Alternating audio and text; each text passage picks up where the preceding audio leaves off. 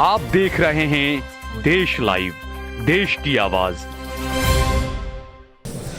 मंच पे बैठे हुए मेरे सारे अजीज साथी और मेरी प्यारी बेटी मुमताज, सिर्फ एक महिला और एक मैं, मगर यहाँ महिलाएं और पुरुष, आप मेरी बहनें और भाई जो इस बहुत ही एक दर्दनाक सूबे से आते हैं।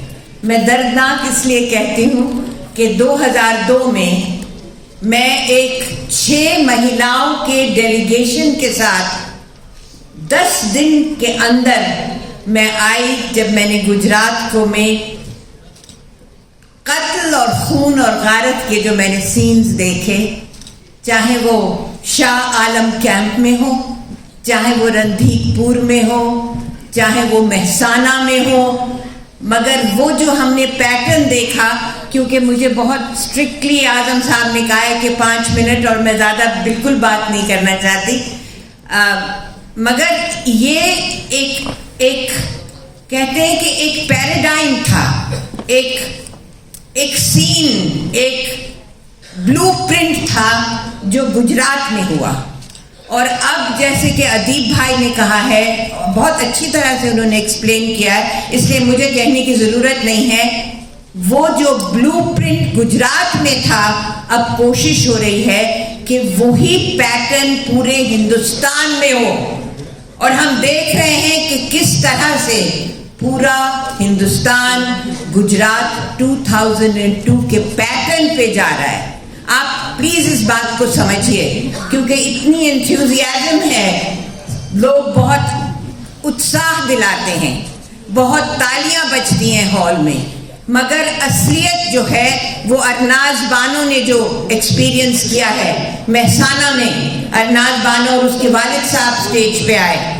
अरनाज बानो और वो छोटा लड़का जो मुजफ्फरनगर में नेहा स्कूल में, जो कि खुब्बरपुर में है मुजफ्फरनगर में यूपी में, उसकी जो टीचर थी तृप्ता त्यागी, उसने सारे बच्चों को स्कूल में कहा कि ये मुसलमान बच्चा है, इसको मारो। किसी ने उसके सर पे मारा, किसी ने उसके गाल पे मारा, किसी ने उसकी पीठ पे मारा।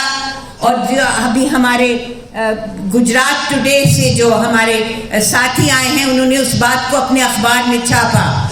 तो ये 2 छोटे एग्जाम्पल्स हैं आपके सामने, मगर बहुत बड़े एग्जाम्पल हैं जहाँ बच्चों पे ये मजालिम ढाए जा रहे हैं, चाहे वो गुजरात हो, चाहे वो यूपी हो, चाहे वो मुल्क का कोई भी हिस्सा हो।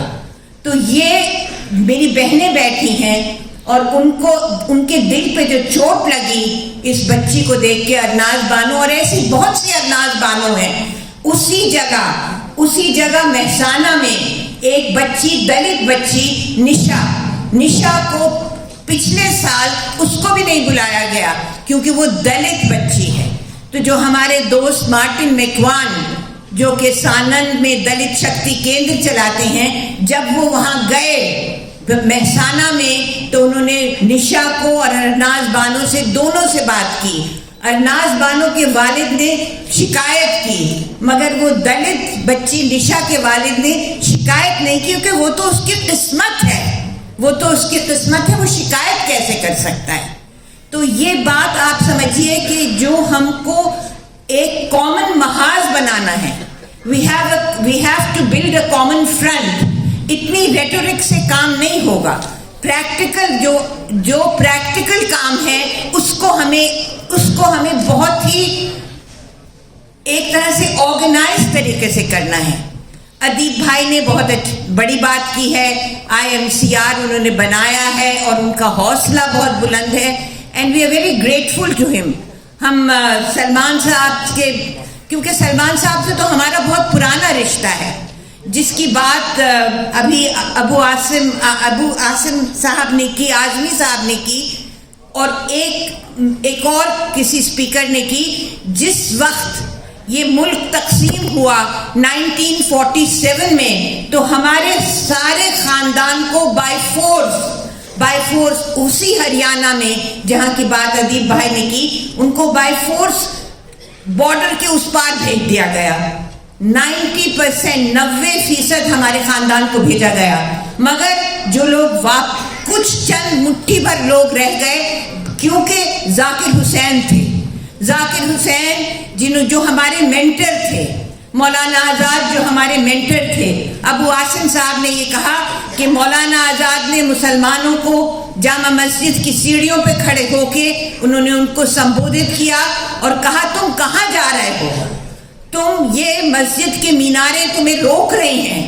और मौलाना आज़ाद वो थे कि जिन्होंने ये कहा था, और आप इस बात को हमेशा याद रखिए कि अगर आसमान से कि बदलियों से कोई फरिश्ता उतरे और मुझसे कहे कि तुम्हें आज़ादी 24 घंटे में मिल जाएगी बशर्ते कि तुम हिंदू मुस्लिम यूनिटी को छोड़ दो, तो मैं कहूँगा कि बेशक हमें आज़ादी देर में मिले, मगर हिंदू मुस्लिम यूनिटी को मैं नहीं छोड़ सकता।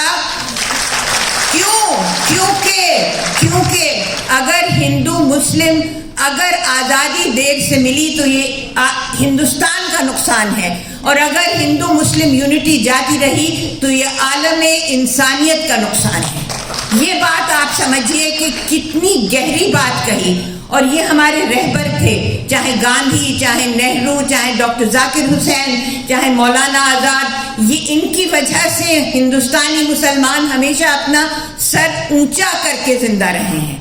और मैं इस वक्त आपसे यही बात अब मैं अपनी बात ख़त्म कर रही हूँ, क्योंकि आज़म साहब की बात को मैं रिस्पेक्ट करना चाहती हूँ और हम सलमान साहब से और रहमान साहब से बात सुनना चाहते हैं। तो मैं आखिर में सिर्फ अपने पड़दादा जो कि एक मौलाना अल्ताफ हुसैन हाली थे पानीपत के, उनकी चार लाइनों पे मैं अपनी बात ख़त्म करना चाहती हूँ, और इसको भी आप गौर से सुनिए। मौलाना अल्ताफ हुसैन हाली ने ये 1905 में कहा था, और क्या कहा था?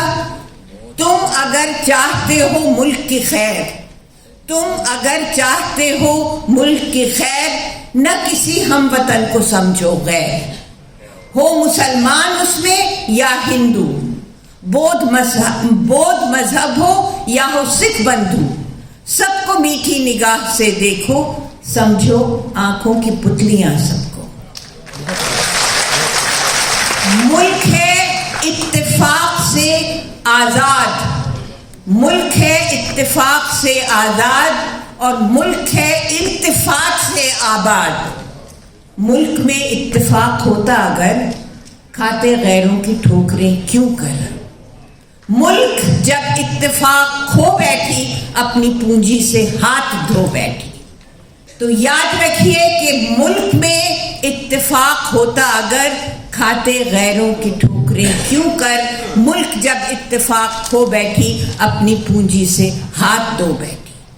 जब हमारे रहबर गांधी थे, नेहरू थे, मौलाना अबुल कलाम आज़ाद थे, जब हमारे रहबर डॉक्टर जाकिर हुसैन थे, तो वो हमारे मेंटर्स हैं।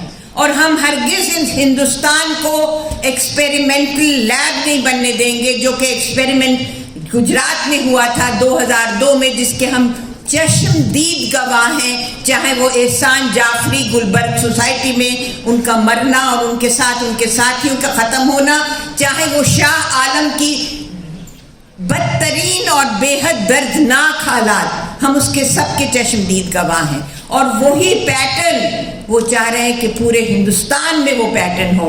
मगर रहमान साहब बैठे, सलमान साहब बैठे, अदीब भाई बैठे, अबू आसिम आज़मी साहब बैठे, और गुजरात के इतने रहबर बैठे हैं। और आप ख़वातीन और हजरात, the ladies and gentlemen who are sitting in this auditorium, उनका फ़र्ज़ बनता है कि हम हिंदुस्तान को गुजरात का एक्सपेरिमेंटल, जो उन्होंने एक एक्सपेरिमेंट किया था और एक तरह से हिंदुस्तान को, गुजरात को एक्सपेरिमेंट किया था, उसको हरगिज़ कामयाब नहीं होने देंगे। अब मैं कहती हूँ नहीं होने देंगे, आप जवाब दीजिए। उसको कामयाब नहीं होने देंगे, उसको कामयाब नहीं होने देंगे।